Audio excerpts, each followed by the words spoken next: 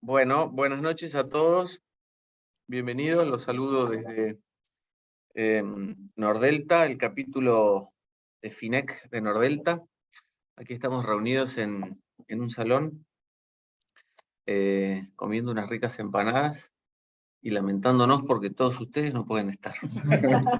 Se lo pierden. Se lo pierden, pero bueno, esperemos que para la próxima las puertas están abiertas, así que... Bueno, buenas noches, soy Mariano Barbeito.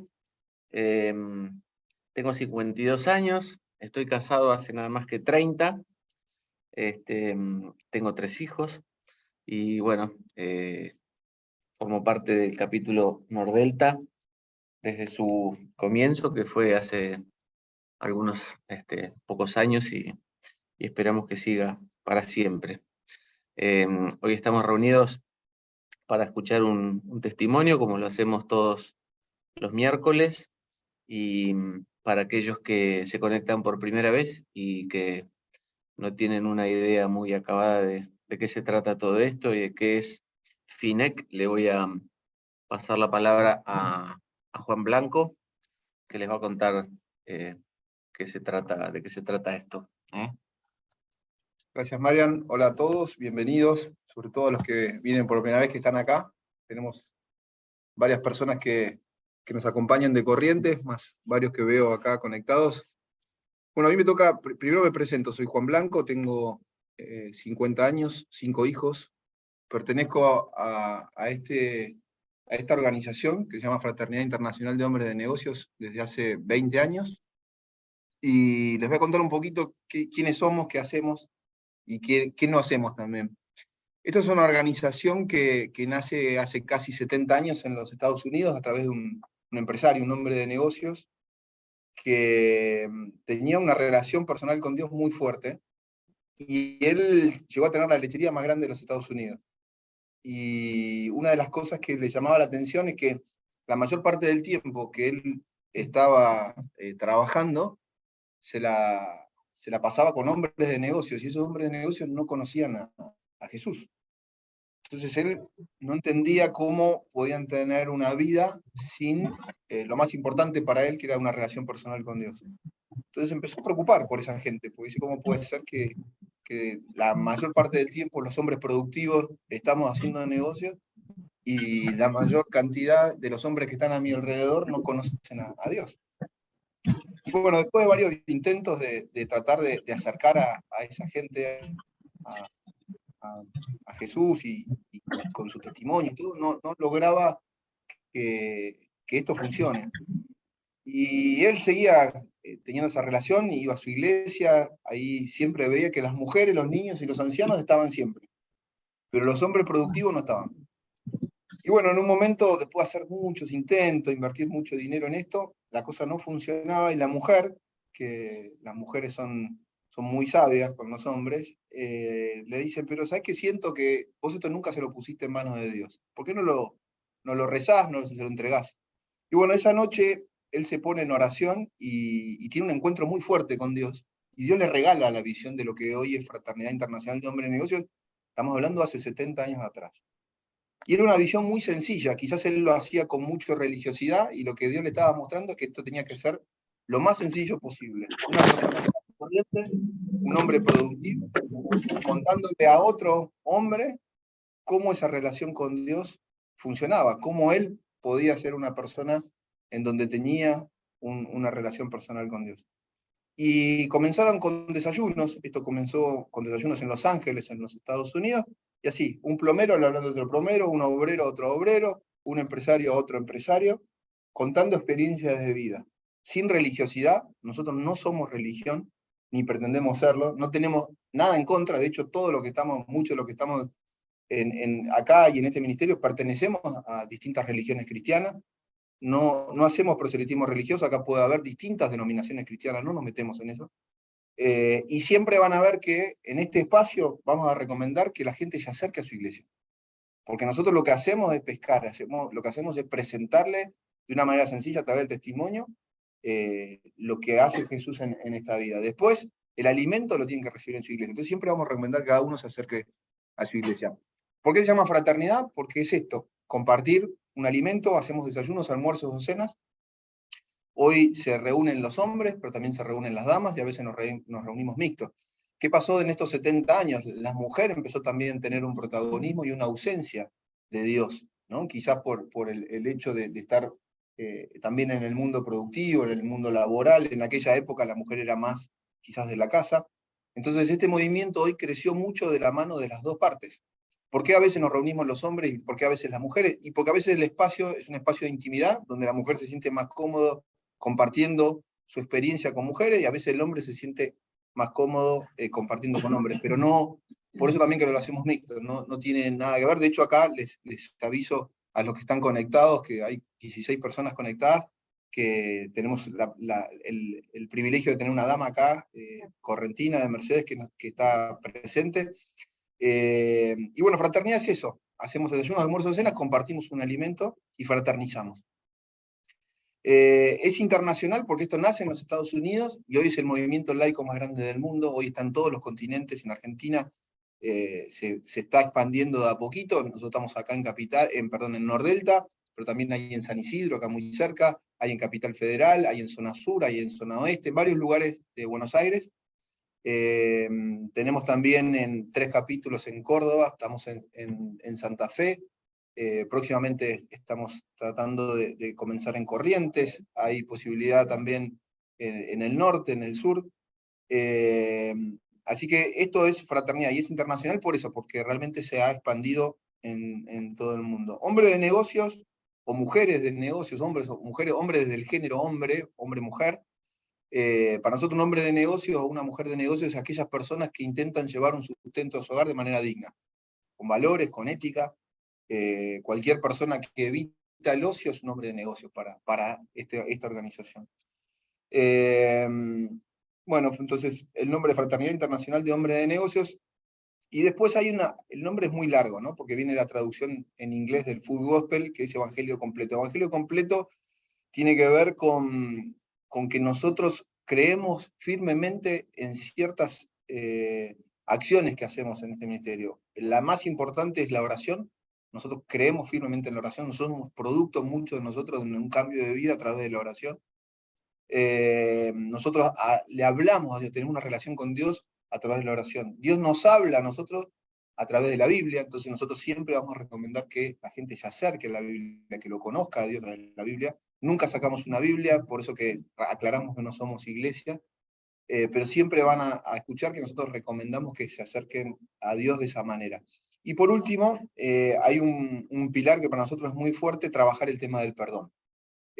Fuera de lo que son estas reuniones, que las llamamos capítulos, también tenemos encuentros donde a veces pasamos un día o un fin de semana, donde damos capacitaciones, y el perdón es un punto importante, porque a través del perdón uno logra que Dios empiece a moverse en la vida de uno. Muchas veces nosotros le ponemos una barrera a Dios porque no soltamos esa mochila que tiene que ver con el perdón.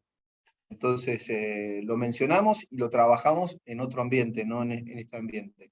Este ambiente, el plato principal es el testimonio, donde una persona abre su corazón y cuenta su experiencia de vida, de un cambio en donde en algún momento Dios o Jesucristo entró en su vida. En resumen, para dar paso directamente a lo más importante que es el testimonio, este es un movimiento cristocéntrico, Cristo Jesús en el centro de esta organización. A esta reunión les llamamos capítulos. Los que vienen por primera vez, ¿cuál es la mecánica? Nosotros no somos una organización que recauda dinero, ni pretendemos hacer eso, nosotros nos autofinanciamos, nosotros invitamos a los que vienen por primera vez, la misma gente de esta organización es la que invita a los que vienen por primera vez, y una vez que uno ya viene, nosotros lo único que cobramos es lo que nos cobra el lugar. Así que de esa manera nos financiamos. Pueden traer, ayer me decían que en el capítulo Capital creo que había como 25 personas, pueden traer 50 personas, nosotros nos encargamos de acompañar a esas personas. Ese es el mecanismo de esta organización. Seguramente me estoy olvidando un montón de cosas. El que lo invitó o el que llegó por primera vez y después tienen alguna duda, les recomiendo que hablen con la persona que los invitó, y los que estamos acá presentes siempre nos quedamos un ratito más para aclarar cualquier duda que tengan. Todos los martes hay en Capital, en San Isidro los sábados, acá nos juntamos todos los miércoles, así que Si bien virtual está bonito, no es lo mismo estar acá presente, así que a muchos de los que los vemos hoy virtual los invitamos también a que se acerquen y lo hagan presencial. Bueno, muy bien. Muchas gracias, Juani. Bueno, como les contó Juani, el plato fuerte de estas reuniones no son las empanadas, a pesar de que están muy ricas, es el testimonio, y hoy en la noche tenemos el placer de tener entre nosotros a Santiago Cifuentes. Santi es un entrañable y queridísimo amigo de nuestras reuniones y también lidera el capítulo de San Isidro de FINEC, hasta hace muchos años en la organización. Y bueno, hoy nos va a regalar su testimonio. Él tiene 47 años, está casado hace 19 con Analía y tiene 3 hijos y es un empresario del rubro de la climatización, ¿no, Santi? Sí. Así es. Así que, bueno, le ponemos el testimonio de Santi en las manos del Señor y te escuchamos. No, te sigo la compu. Que se graba, yo después tomando la grabación. Sí. Bueno. Es su pasión. Bueno, buenas tardes, buenas noches.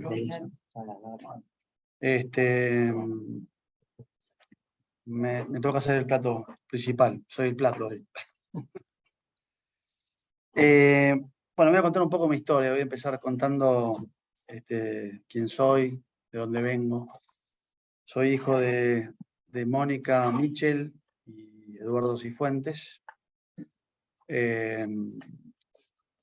Mamá se casaron muy jovencitos, a los 22 años más o menos.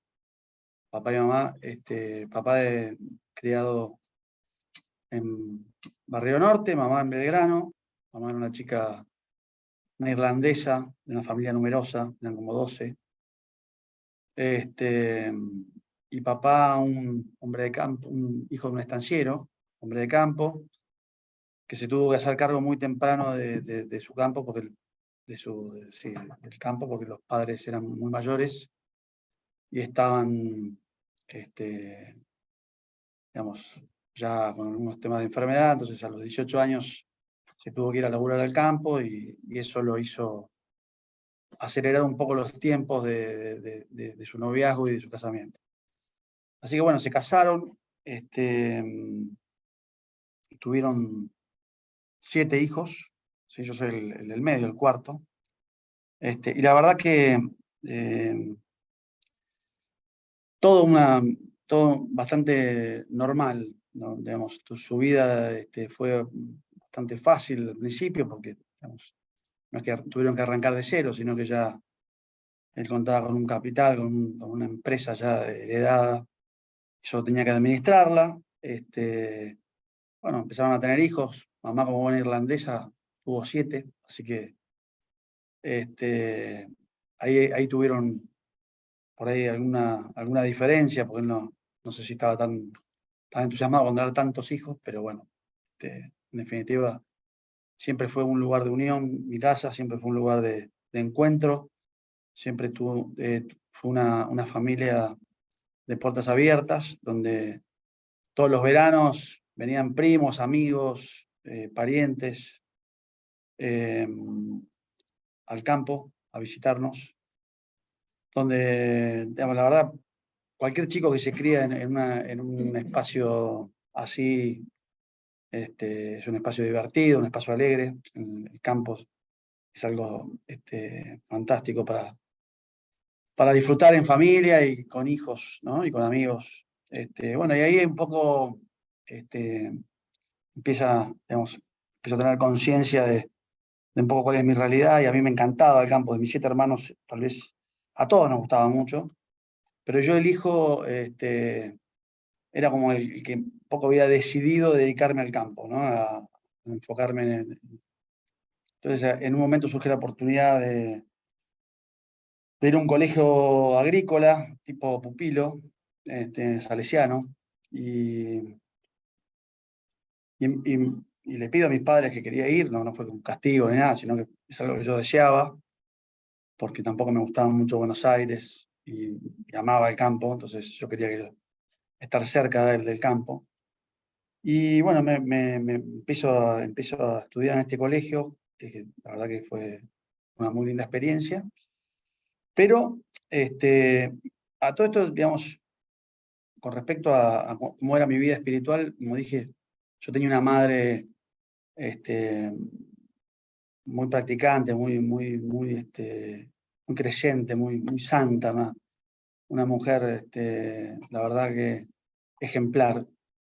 Mi viejo era más, haga lo que dice su madre, pero no era tan practicante. Él estaba contento con que mamá esté en casa, que era como la conexión con el de arriba, digamos, ¿no?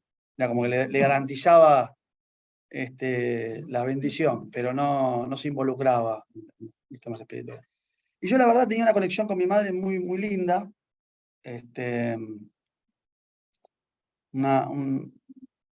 la verdad que era bastante mamero, y toda la primera etapa de mi vida fue bastante inocente. Inocente no, pura, ¿no? Viví la catequesis con muchísima alegría, siempre tuve mucho interés por las cosas de Dios, siempre preguntaba. Yo veía que a mi mamá también le gustaba, entonces es como que como yo la quería conquistar también a ella, le encantaba que yo le preguntara cosas de Dios y demás. Mi mamá era una persona de muchísima oración, de leer la Biblia todos los años, y siempre muy espiritual. Cuando empecé a crecer y empecé en la adolescencia, obviamente yo siempre fui un poquito rebeldón, dentro de lo que era mis hermanos, por ahí era el más desobediente, el más rebelde. Y también bastante determinado, ¿no? Porque un chico de 13 años que quería irse a un colegio pupilo era porque realmente sabía lo que quería. A mí me gustaba el campo y yo me quería dedicar al campo. Y en ese colegio, que si bien es un colegio excelente y no tengo nada que decir de lo que es de generar la experiencia, sí tuve una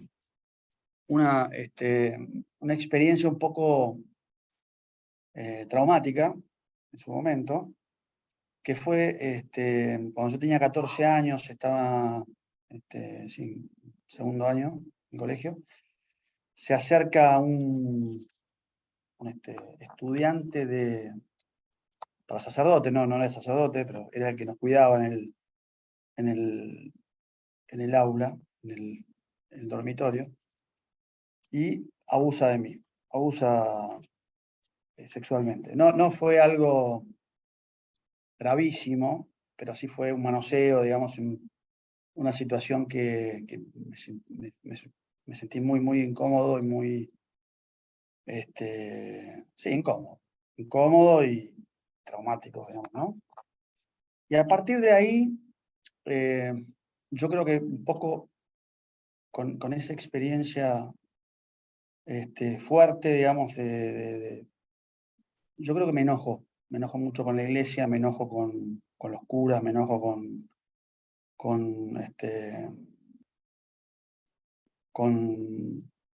bueno, con mi mamá, porque mi mamá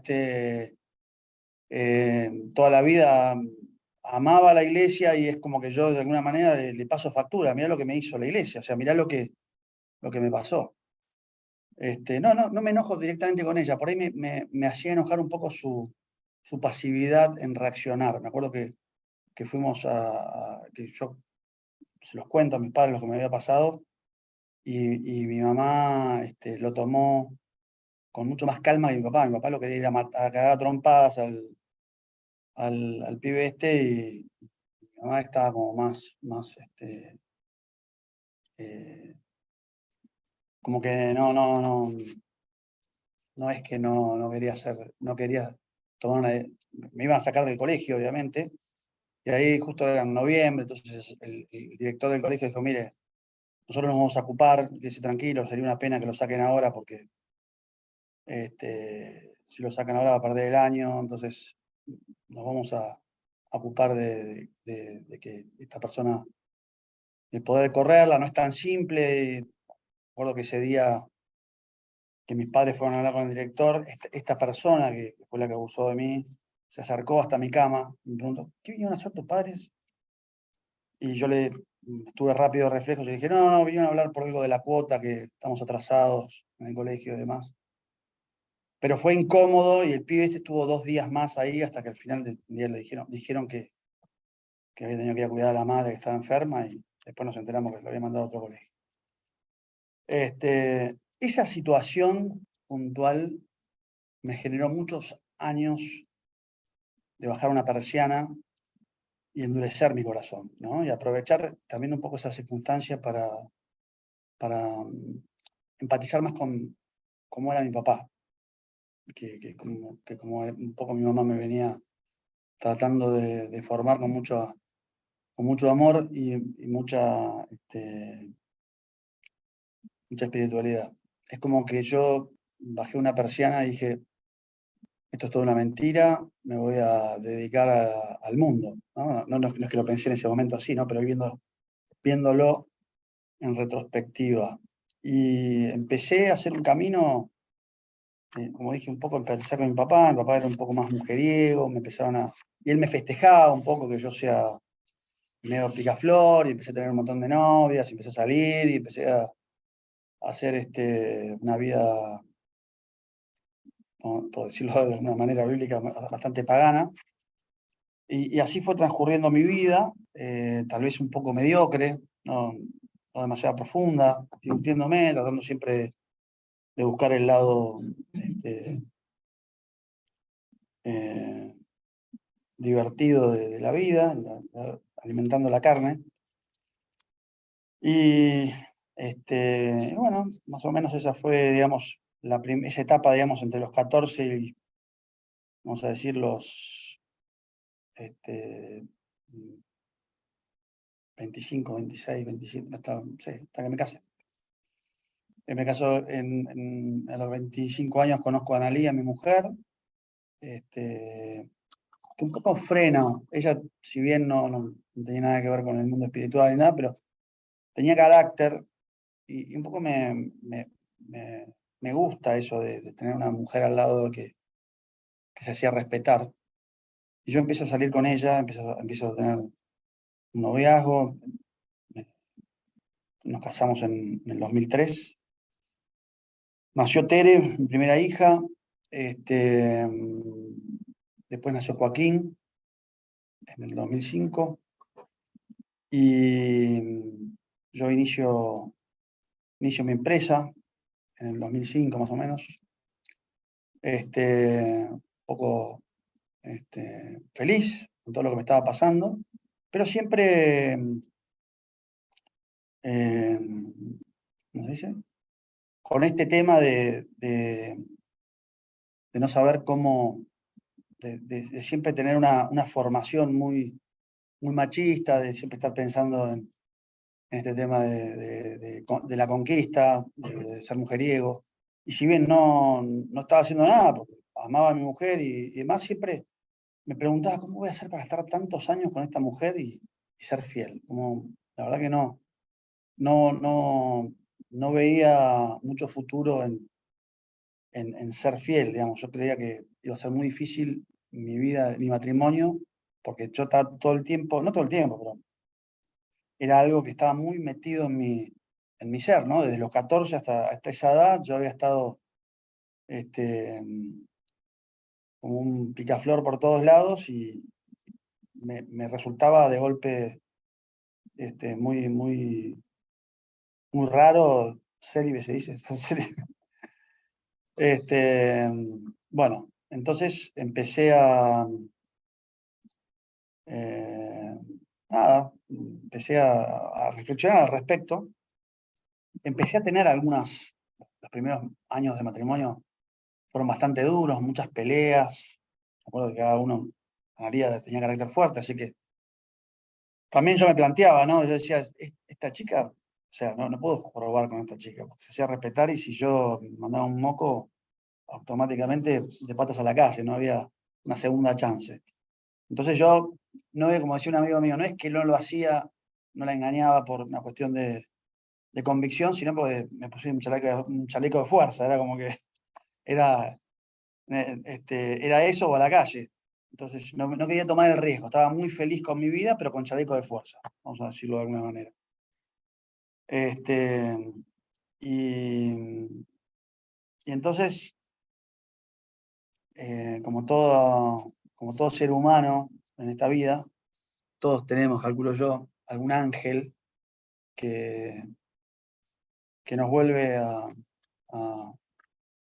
invitar a la casa del padre. No me gusta la analogía del hijo pródigo. Había estado comiendo basura durante muchos años, haciendo las cosas mal, y me di cuenta que no era una buena vida la que estaba haciendo, no era feliz. Más allá de las circunstancias, de tener la vida recién armada, con los hijos, la casa, todo divino, pero no estaba siendo feliz. Había un vacío. Y estos ángeles llegaron a mi vida en un momento de mi vida lindo, que son mi hermana Sofía y mi cuñado Vince.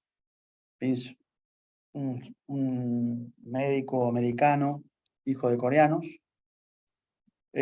casado con mi hermana Sofía, que habían formado un hogar, tenían 4 hijos, y habían dejado Estados Unidos con todo el éxito que puede tener un médico allá, y se habían venido a Argentina. Y nadie lo podía creer, nadie lo podía entender, entonces yo le pregunto a mi hermana qué les había pasado, qué pensaban hacer, por qué tomaron esa decisión. Y ella, como una persona, digamos, que me amaba y que sabía que las cosas me las tenía que decir a poco porque no eran tan fáciles de entender, porque ella ya estaba convertida, pero yo no. Entonces me dice, mira, Vince tuvo un encuentro con Dios y ¿pero cómo? No, bueno, entonces es como que me empieza a contar cómo había sido el proceso, ¿no? Como que había sido bastante radical el cambio de mi cuñado. Y, y él decide dejar la medicina y venirse a Argentina. ¿Y qué van a hacer? No sabemos. Y me responde, vamos a esperar que Dios nos muestre el camino. Una respuesta para cualquier pagano, digamos, en ese momento, bastante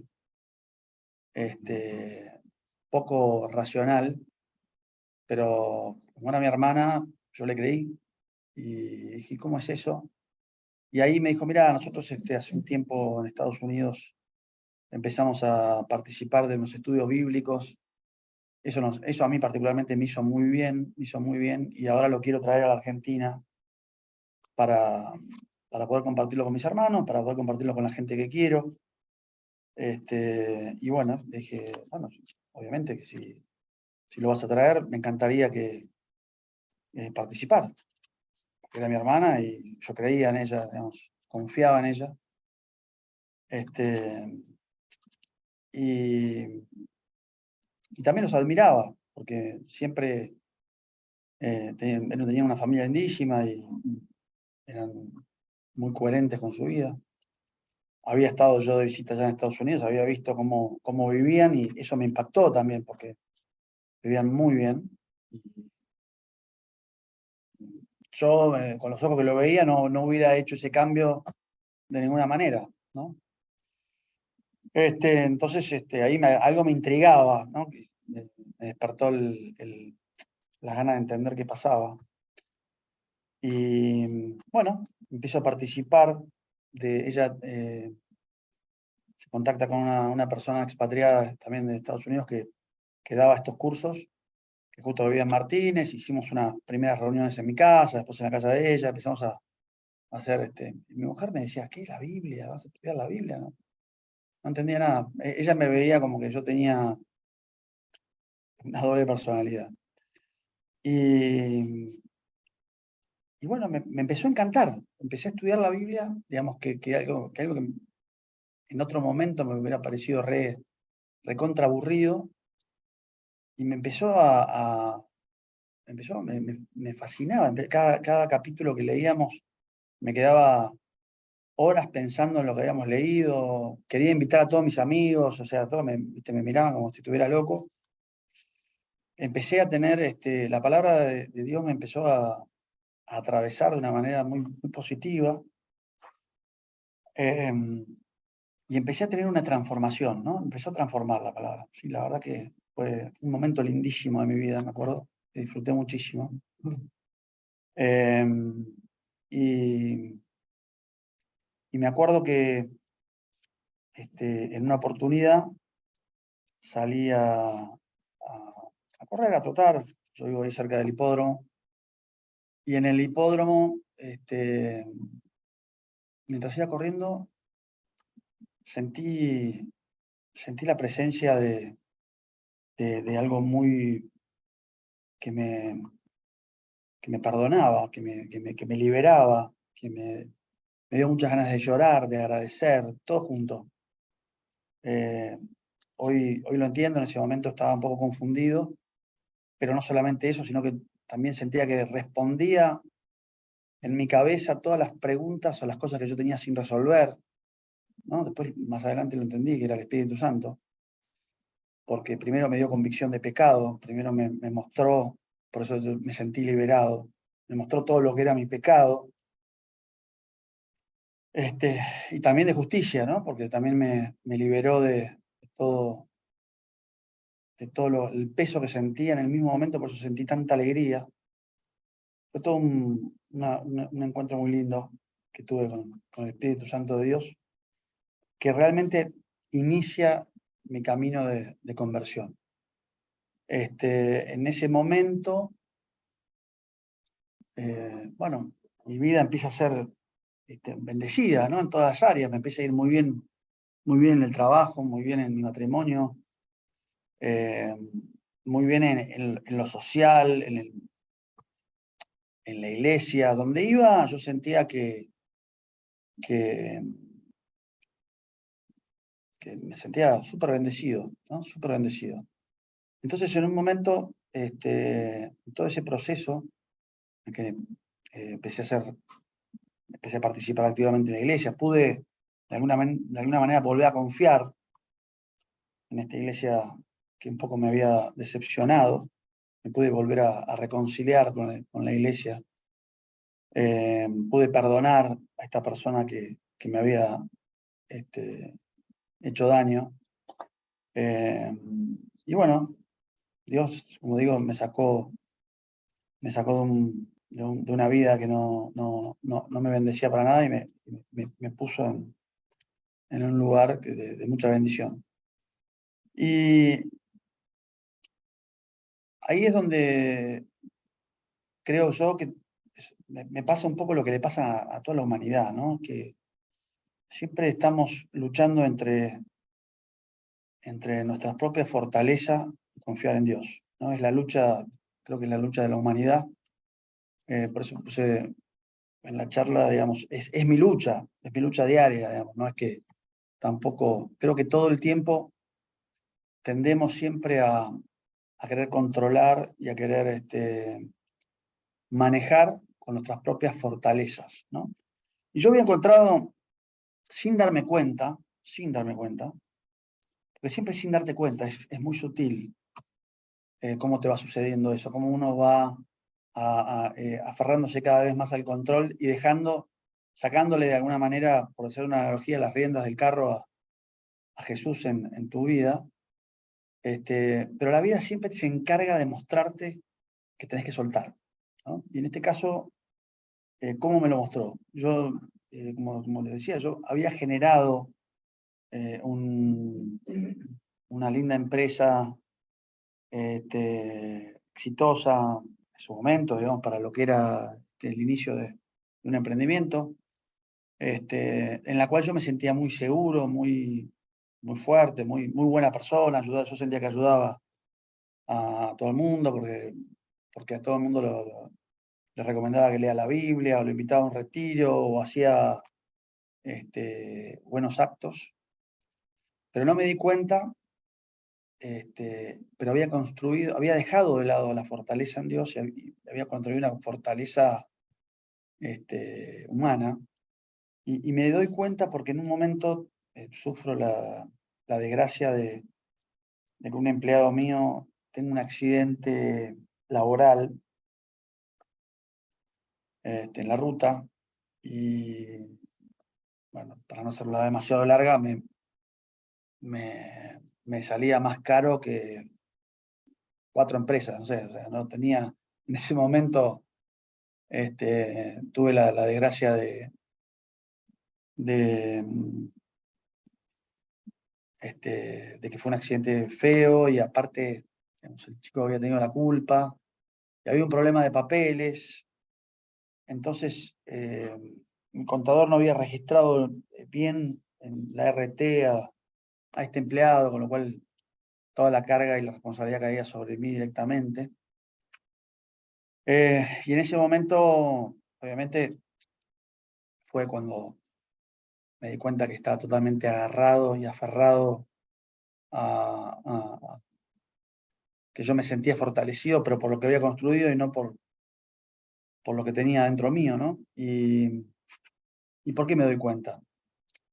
Porque cuando sucede el accidente, el abogado que me asesora, que hoy es un gran amigo, me dice, mira, Santiago, acá lo que tenemos que hacer es generar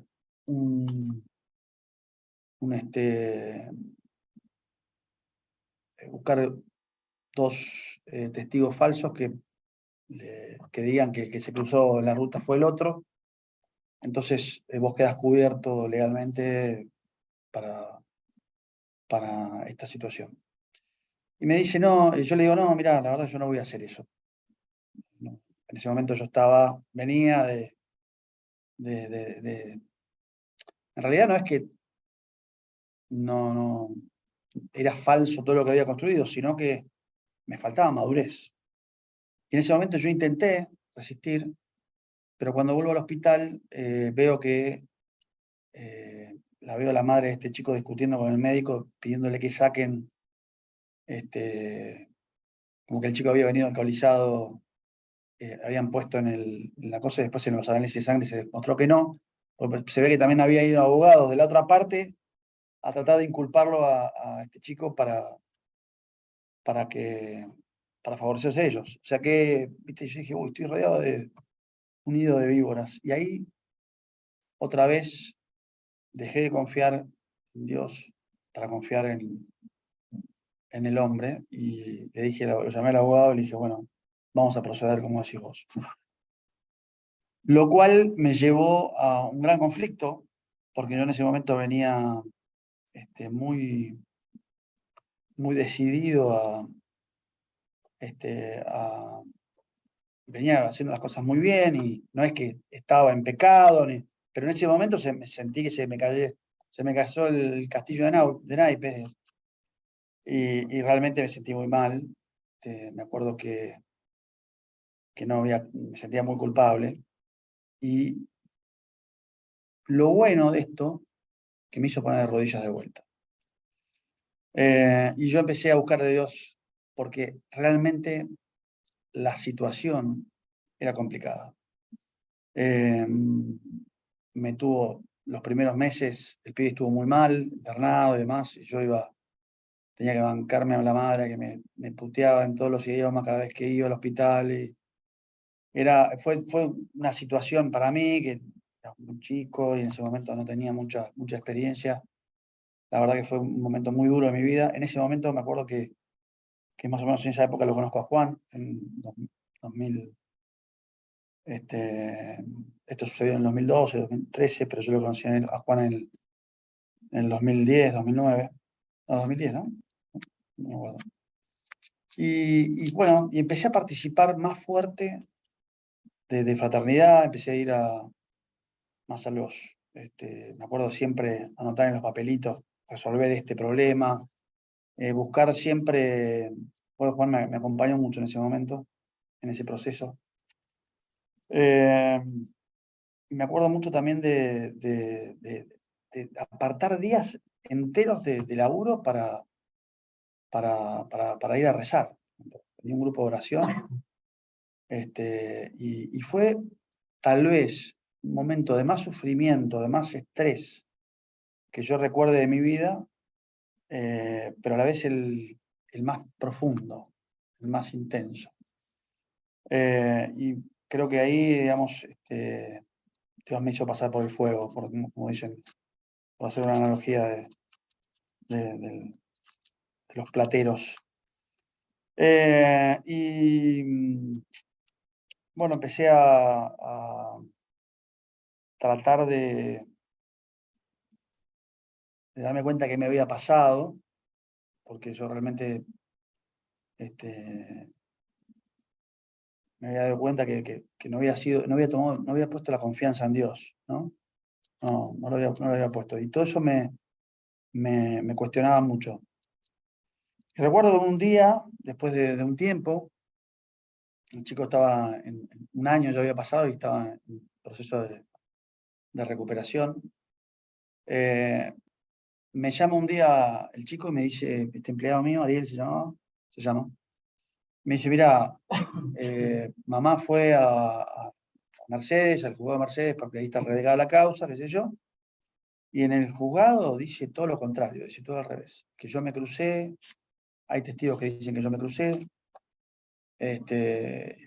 y que con lo cual, dice, no sé, vos me habías dicho que tu abogado presentó todo para que yo pudiera cobrar el seguro, pero bueno, parece que no es así. Entonces yo lo llamo a mi abogado, que era Álvaro. Digo, Alvarito, mira, me llamó Ariel y pasó esto y esto y esto.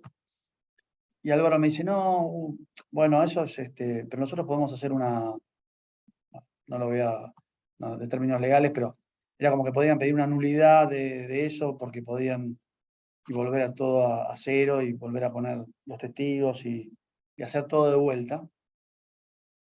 O sea, él me dice que existía ese recurso y en ese momento yo decido no hacerlo, pero esta vez por convicción, sabiendo de que esto se me iba a venir en contra. Me sentí tan bien de hacer eso. Y otra vez, y verdaderamente, digamos, esta vez arrepentido, ¿no? Porque el arrepentimiento hay que bancarlo, digamos, uno puede decir yo estoy arrepentido, pero tenés que hacerte cargo, ¿no? Del arrepentimiento. Y yo sabía que me exponía a un problema legal, y así fue, me vinieron 5 demandas, 5 demandas me llegaron, todas contra mí, contra mi esposa, contra la empresa, contra la otra empresa, tenía otras sociedades. Bueno, la cuestión es que de no tener nunca una carta de documento en mi vida, de golpe llegaron 5 demandas. Fue un momento de miedo, vamos a decirlo, por decirlo de alguna manera, pero de decir, bueno, Dios, si vos esto es lo que querés para mí, si yo tengo que pasar por esto, lo acepto, sé que no me vas a dejar tirado. Y confié en esa promesa, confié en ese momento tuve que tener coraje porque yo tenía hijos chiquitos, tenía toda una vida por delante, tenía que darles de comer, llevarlos al colegio, mantener mi vida, digamos, y la veía muy, muy complicada legalmente a la situación, pero siempre me mantuve sabiendo de que, confiando en que Dios era un Dios que no me iba a dejar tirado, digamos. Y bueno, el tiempo fue pasando, la justicia siguió avanzando y finalmente en el año 2013 creo que fue que lo arreglé. Pudimos llegar a un acuerdo, chico, bien para él y que no sea terminal para mí. Y gracias a Dios pude seguir avanzando, ¿no? Pude seguir pude liberarme de ese proceso. Yo sentí que la mano de Dios estuvo muy cerca en todo ese proceso laboral y cómo me trató, porque me hizo enfrentar contra mi propia hipocresía, contra mis miedos, contra mis seguridades que yo había construido, y me mostró que la confianza en Él, que nunca nos abandona. En ese proceso, bueno, empecé a hacer, digamos, empecé un día, empecé a servir más fuerte en fraternidad. Me acuerdo que una vez Juan me invita a un chico que había estado preso, y yo invito a un chico que trabajaba conmigo a esa reunión, al capítulo. Él cuenta una historia, la historia era la vida paralela del chico que estaba ahí con nosotros, este empleado mío, porque habían nacido hasta el mismo barrio, había sido pirata del asfalto,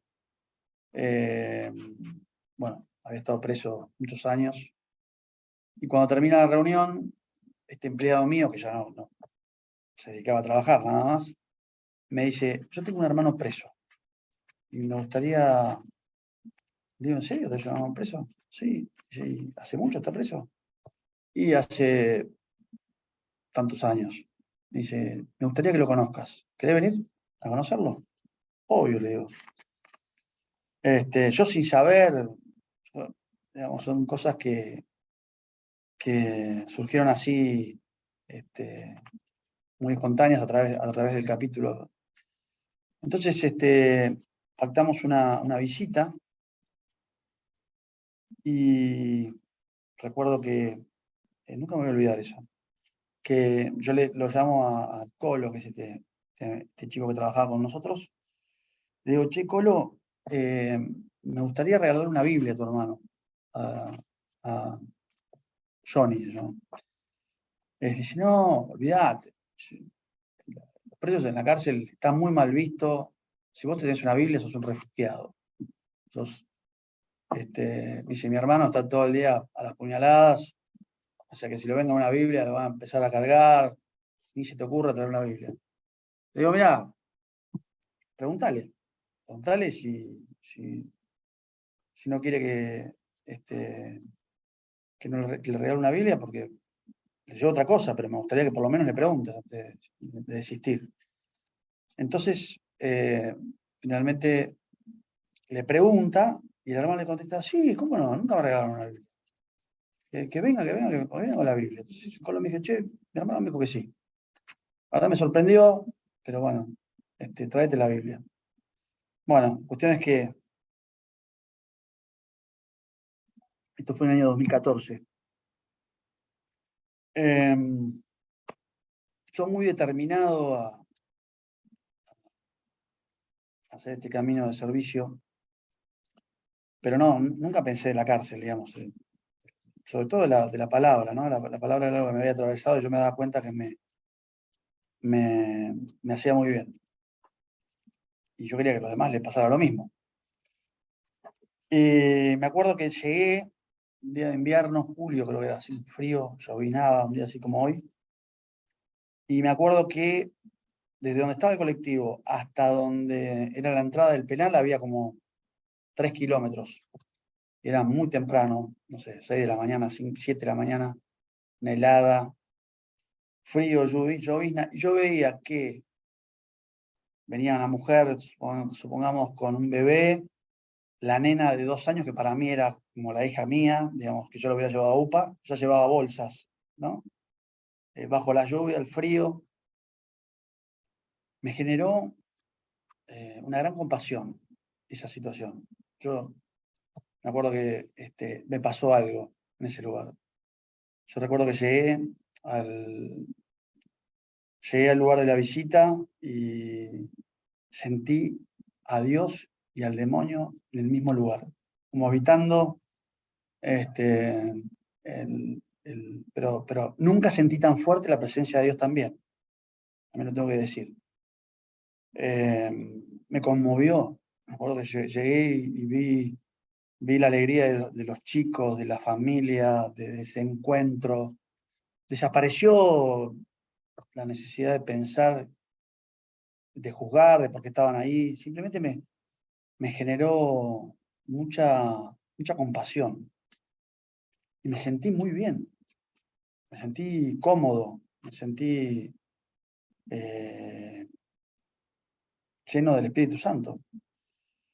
Y me acuerdo que yo estaba en una mesa, que estaba este chico Johnny, con un primo que también estaba preso ahí. Fuimos con el Colo, el pibe que laburaba conmigo, y la conversación era muy bizarra, digamos, no había profundidad en la conversación. Entonces yo decía, bueno, ¿en qué momento saco la Biblia? Porque las conversaciones eran muy poco elevadas.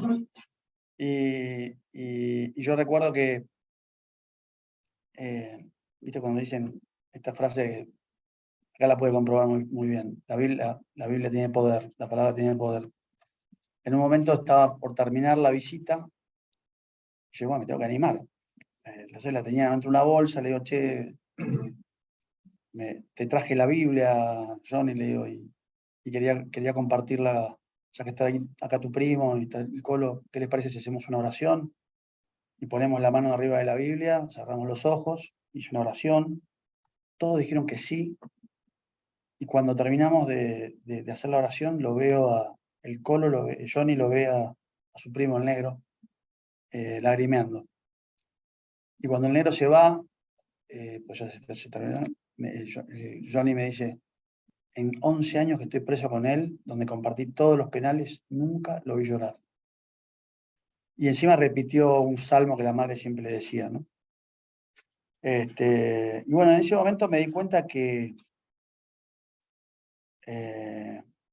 después me entero con el tiempo que este negro, que estuvo 16 años preso, después de esa oración, lloró, se metió estuvo 2 meses en buzones porque no se animaba a meterse en un pabellón evangélico y termina yendo a un pabellón evangélico porque el espíritu se lo pedía, pero no porque él se resistía porque había estado toda la vida en pabellones de población y ahí está mal visto el tema de ir a pabellones evangélicos. Y terminó yendo. La cuestión es que un día, con el tiempo, empiezo a través de un amigo mío que se llama Charlie, Atica, me invita, me dice, che, ¿sabes que hay un abogado, amigo mío, que está yendo a la unidad 48 a enseñar a jugar al rugby a los presos y los viernes rezan el rosario, qué sé yo, y me dice, yo te puedo hacer pasar todos los viernes, y entramos adentro del pabellón, porque yo la primera vez no había ido a un pabellón, había ido a una sala de visita. Bueno, la cuestión es que voy a rezar el rosario con los espartanos, y daba la casualidad que en el pabellón 8, y en el pabellón de al lado estaba John, el hermano de este empleado mío.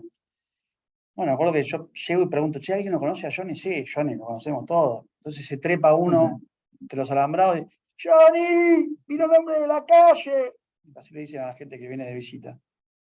Entonces Johnny viene y participa de este grupo de oración. Johnny me cebaba mate, no entendía nada, que rezaban el rosario, qué sé yo, pero le gustó. Y yo veía que todo el pabellón de espartanos era un pabellón de causas bastante violentas, peligrosas.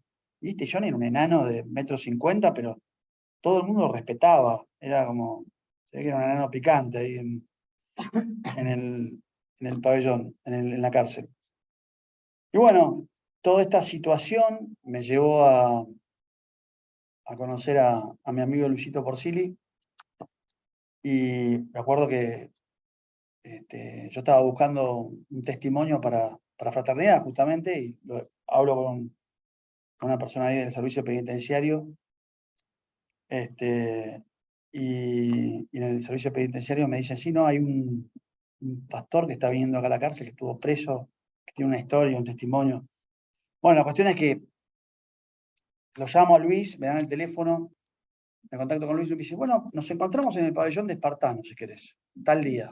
Yo voy, bueno, la cuestión es que llegó Luis, le terminó dando el testimonio a todos los presos, desde ahí del pabellón 8 estaban todos fascinados con Luis.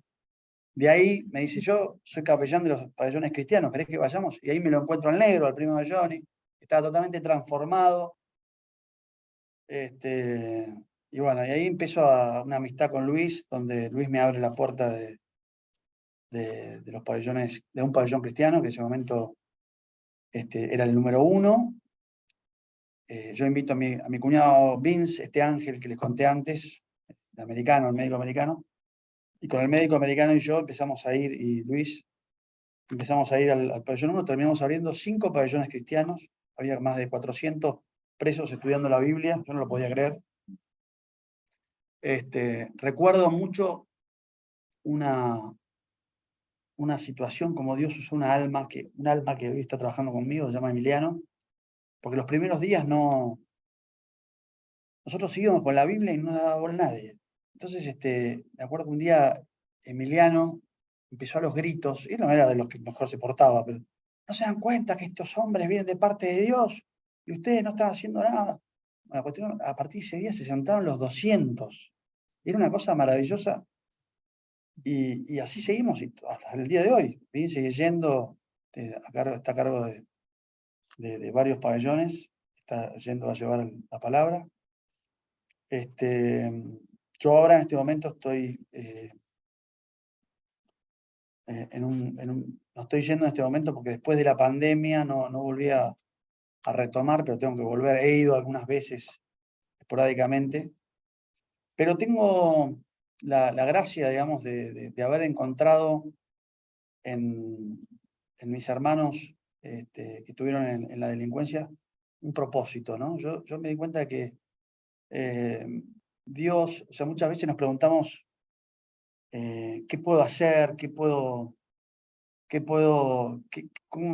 qué señal me puede dar Dios, en qué lugar servir, en qué lugar estar. Y yo les digo que donde está la presencia de Dios, ¿no? Y yo la encontré ahí en ese lugar, la encontré con esta gente sufriendo, esta gente que muchas veces no tuvo los recursos y las oportunidades que tuve yo de tener la familia que tuve o tener la educación que tuve.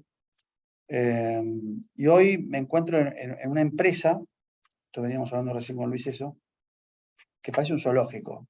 Tengo de todo, empleados que estuvieron presos, otros que pegaron el palo y ahí, ¿no? Pero, digamos, me pasó hace poco, pero es maravilloso cómo Dios me utiliza cuando yo les hablo, porque realmente me hace mucho bien poder ayudarlos. Me completa, me hace feliz. Realmente es mucho más placentero digamos, más lindo que el éxito laboral, ¿no? Y hasta hace poco me pasó una prueba muy contundente que es, yo tenía un empleado que era como la mano derecha de la empresa, que estaba un poco enojado conmigo, porque decía, che, pero esta gente que vos me traes no entiende las coordenadas, ¿viste? Como que, ¿por qué me haces laburar con gente que por ahí me hacen difícil, me pelean? Entonces yo digo, no, mirá, si tenés razón, ahora tratemos de armar el equipo diferente. ¿Pero por qué lo haces así? Me dice, ¿por qué no tomás gente directamente que...? Y yo en un momento no sabía cómo explicarle, digamos, que mi propósito no era instalar millones de aires o vender un montón de calderas o de calefacciones, sino que yo tenía un propósito mayor, que era ayudarlos a ellos, que Dios me utilizaba. Pero es difícil explicarle eso a un chico que solamente ve el aspecto laboral y no ve el aspecto humano. Y si bien obviamente que lo importante, yo siempre le digo a los chicos, mira, el límite es la falta de respeto, ¿no? Yo siempre les digo, todo bien, podés equivocarte, podés cometer un error, pero la falta de respeto no. Eso no lo permite. Y hace varios años que estoy teniendo la bendición de estar rodeado de chicos que la verdad que yo me siento amado por ellos. Me siento realmente amado por ellos. Eso a mí me llena de amor, me llena de alegría, me llena de satisfacción saber que voy a dejar una huella, ¿no? Que yo estoy seguro que es un poco lo que le dije a este empleado. Cuando yo me muera, Dios no me va a preguntar cuántas calderas instalé o cuántos aire acondicionados instalé. Él me va a preguntar, y de esto estoy convencido, ¿qué hiciste con los dones que te di? ¿Pudiste ayudar a alguien? Y eso es lo que hoy estoy tratando de hacer. No es fácil, pero va. O sea, hace varios años que estos chicos trabajan conmigo, cada día son más profesionales, cada día que pasa son más agradecidos, y yo también a ellos, porque no les puedo asegurar que las personas que se les da una oportunidad así son el doble de agradecidos. Yo nunca me voy a olvidar, una pavada voy a decir, pero esto no, jamás me pasó con un empleado que no vino de ese rubro, que vino Johnny un día con la tarjeta de débito a darme un abrazo llorando, porque por primera vez tenía una tarjeta de débito, y fue toda una emoción. Cuando un empleado normal no te lo va. No, esas satisfacciones son pavadas, pero qué sé yo, estas cosas, la lealtad que tienen, no hay cliente que me llame para decirme qué contento que quedó por la actitud que ellos le ponen, por la garra que le ponen. Son satisfacciones enormes que yo veo también ellos cómo van reconstruyendo su vida, su familia. Son satisfacciones enormes. Tal vez sea un granito de arena, pero yo siento que eso es lo que va a quedar de mí, ¿no? Esa es la huella que yo voy a poder dejar en este mundo. En definitiva, creo que un poco de eso se trata, ¿no?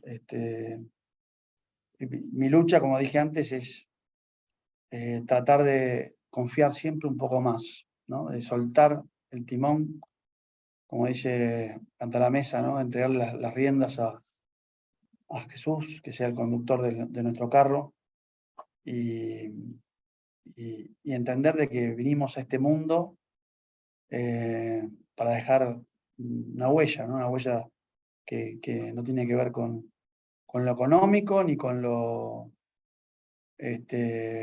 material, ni con el éxito personal, sino con el amor, ¿no? Así que bueno, ese es un poco mi testimonio al día de hoy.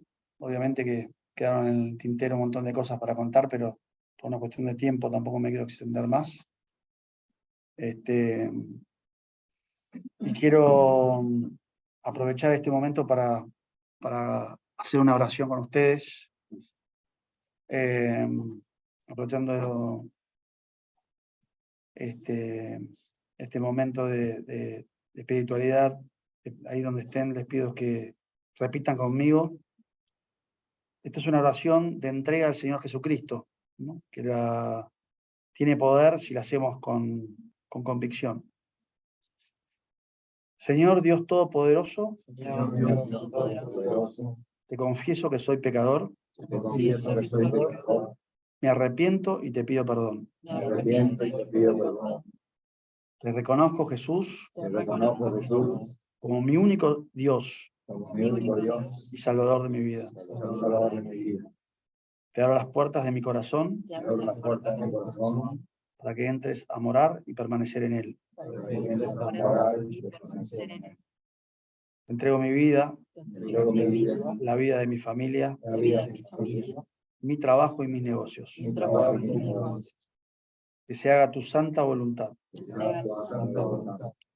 Escríbeme en el libro de la vida. Escríbeme en el libro de la vida. Bendíceme, Bendíceme, protégeme protégeme y dame prosperidad. y dame prosperidad. Todo esto te lo pido Todo te lo pido en el nombre poderoso de tu Hijo amado Jesucristo. Amén. Amén.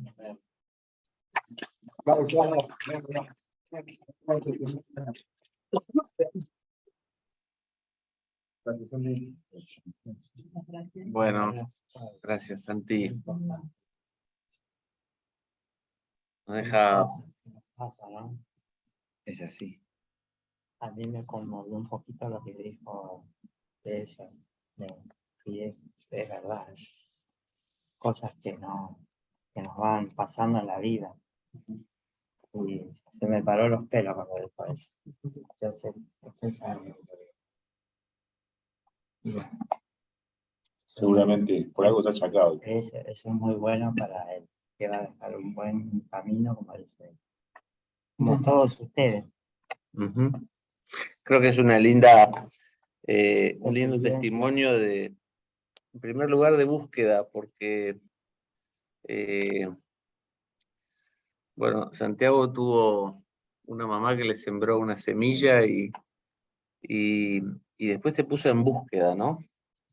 Y el Señor te